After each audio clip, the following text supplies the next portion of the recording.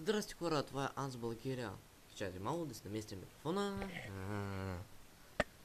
Така, това е ново видео, което показвам новата ми царица. Чай ще върка името, не мога да ги произнасям. Формика Руфибарбис. Нали? Формика Руфибарбис. Хванах я, значи, когато се прибирам от училище.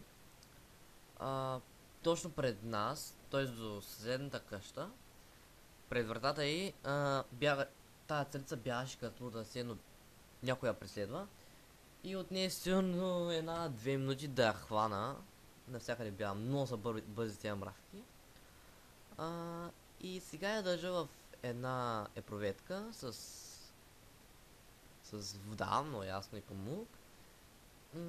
И сега се доемя дали да изложа мед или да не слагам, но може би много малка капчица, но може и да не слагам, защото коремчето е издуто. И сега общо взето чакам яйца. Пърти яйца. Тук може да видите часовника ми. 7:52. Да. Сега го записвам. Искам същото и да бъде моя дневник за тази царица. Тази царица е хваната на 4 юни 2013 година.